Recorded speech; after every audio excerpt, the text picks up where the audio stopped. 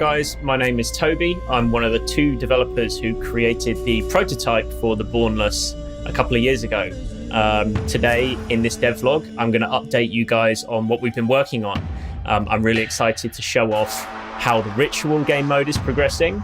We're also going to show off some of the demons, some of the weapons, the soundtrack. We're going to show you some snippets of that and some of the sound systems the guys have been working on. And we're also going to touch on our roadmap and when you guys can expect to come back and playtest the game again.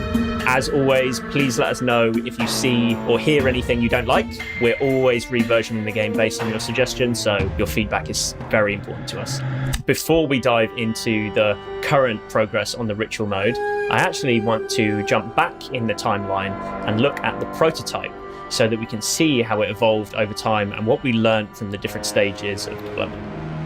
This original Unreal Engine 4 prototype saw players spawning in cabins. Players would pick up their lanterns and venture out into the darkness looking for resources. The primary resource was incense. Players would collect this red incense and take it to these beacons in the sky where they would find cauldrons.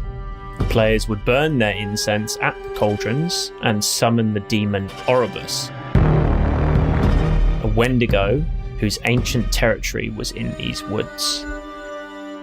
Players who summoned Oribus would find that he was a powerful ally and he would help them win the game. Obviously, you can tell it's incredibly dark and it's very rough around the edges. We took this prototype and turned it into a proper alpha.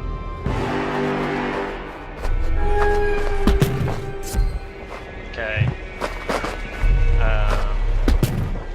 Just on these. I'm gonna head through scrapyard now. Yep. I'm lagging a little bit behind you. Where are you? I'm just now coming past the bus. I'll leave the chest in the scrap. This alpha is set in Falmouth Town, an abandoned and eerie place nestled in an island off the coast of Salem. Players would again roam the town looking for incense, but now were also able to buy weapons from the merchant Harg and use a range of spells. Importantly, the winners would extract with their incense. We tested this for a while just to get a feel for it, and we ran a few tournaments to see how this held up in a competitive environment. Wow, so and it we was had okay. a 1v2. Oh, and Seer holding it down again. Oh, and he gets another one. That's 3. Can he pull off a 1v4 here? Look at this. Looking like it. Seer He's got with it. the 1v4. It was around this time that we ported to Unreal Engine 5. Now, the port took us a little while, but we knew in the long run it would be worth it. Access to some of the upcoming features of the new engine was something we didn't want to miss out on, and it made the top-end graphics of our game look much better with not very much work from our side. It's a very powerful engine, which we love working with. After a few months on Unreal Engine 5, we started putting together some different maps in the various styles of our demons. This let us build and test out some of the different gameplay zones. One thing we noticed from continued testing of the game mode was that the demon Oribus had slowly taken more of a backseat role in the gameplay. Players were finding more effective ways to compete with each other without having to use the demon. We obviously recognized that the AI demon was also less effective than players at directing the flow of the game. As we all know, game AI is often easily cheesed, especially by good players. We knew next what the solution would be. Player-controlled demons.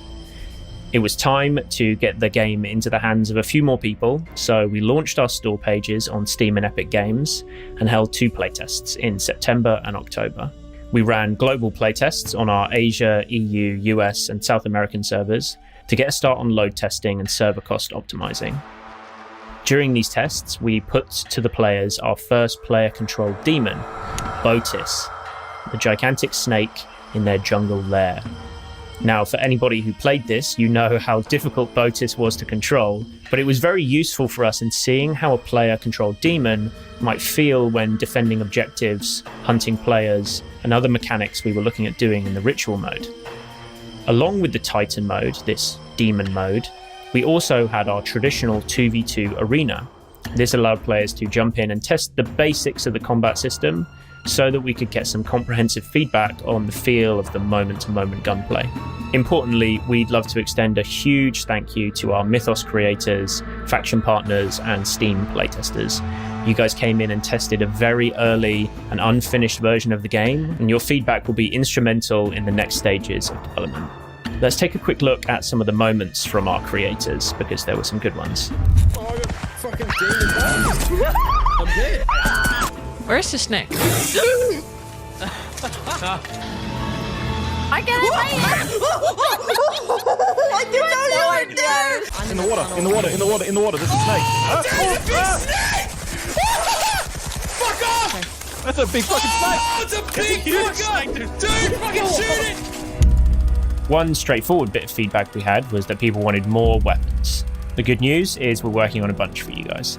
We have the Colt, the revolver, the Luger, crossbow, Sten, Winchester, Kar 98, Tommy gun, M1 Garand, PPSH, double barrel, axe, cleaver, the flamethrower, and the fan favorite knife. Hey everyone, my name's Morgan and I am an animator with Cathedral Studios, and I've been doing a ton of awesome projects in Blender and Unreal Engine, including our guns and weaponry. Here we have our Winchester, a heavy lever action rifle. Our starting point, of course, was the rich history behind the Winchester and capturing that iconic Western feel behind the gun. We played with timing, easing, and arcs to create that perfect blend of realism and responsiveness. We're really looking forward to getting these weapons in so that you guys can test them out. So, our demons. These entities are listed in our source material, The Lesser Key of Solomon, which is a public domain book you can all go and read. And from this book, we've chosen our first lineup of demons.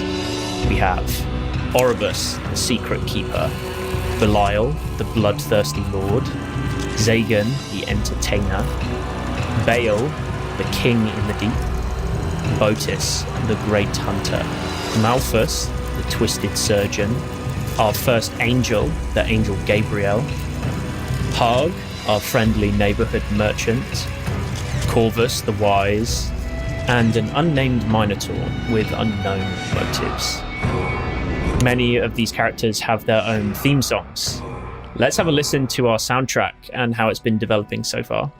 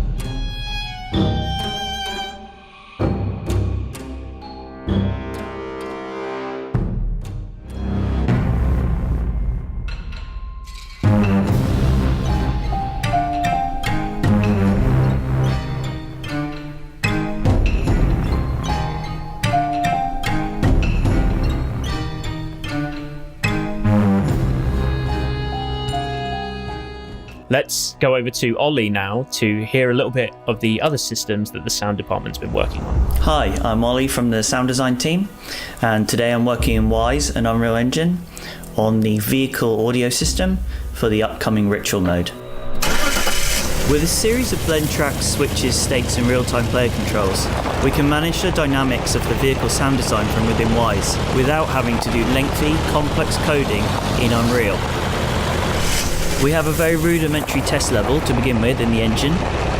All vehicle sound design is currently being triggered by just one Wise event. And here you can see the line trace checking for the road surface type. This blend track is checking for the angle and the speed at which the front wheels are turning and using it to control the braking and the skidding sounds. Though early in development, this audio system already adds life to an exciting gameplay dynamic that you'll encounter in the upcoming Ritual mode. Hey everyone, it's Romain Moulara, the lead sound designer of Cathedral Studio. It's very important to us that players feel immersed in the world we create. To do this in the Bornless, we currently use a complex system allowing us to integrate different types of reverberations. Pay attention to how sounds react differently depending on where the player is located.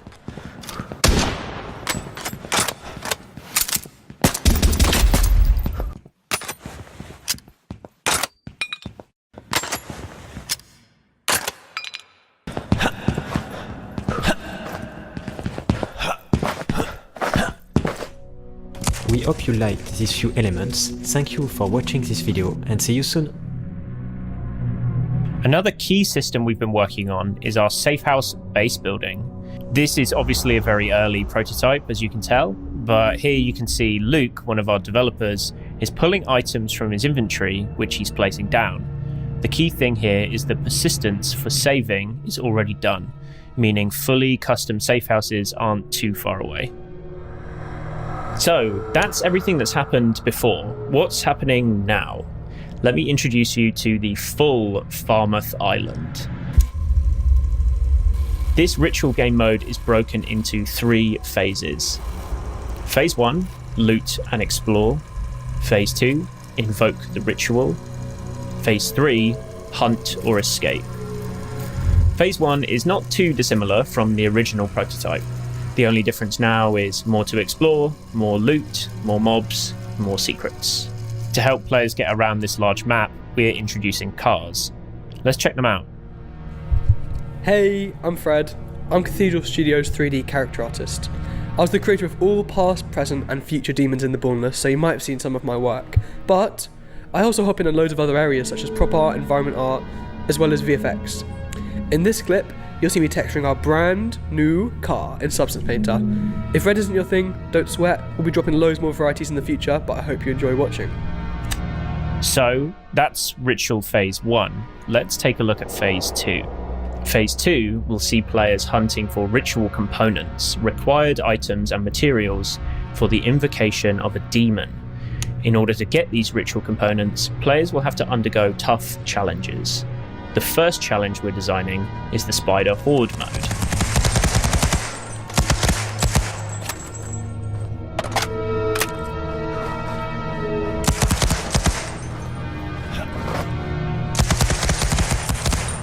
Defeating the Horde will give players a component. The first team to bring 3 of these components to a beacon will complete the ritual, and them and any teammates will become the embodiment of their chosen demonic entity. This then leads us to the third and final phase, hunt or escape. It's fairly straightforward. If you're a demon, it's hunting season. If you're a human, it's time to try to extract. I'm sure you can imagine how it goes down.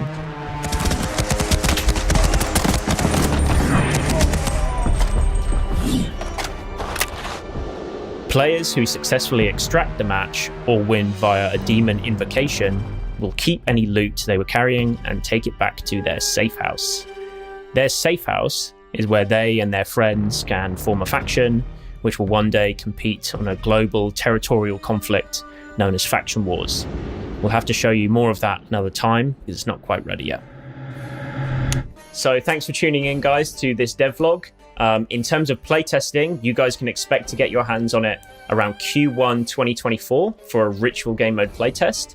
This will be a very early playtest of this new mode, so it won't be available to everyone, but please make sure to apply on Steam for a playtest. You can also join our Mythos Creator program or our faction program and sign up for the mailing list to potentially get access as well. So we're very grateful for your time joining me today, and yeah, cheers guys.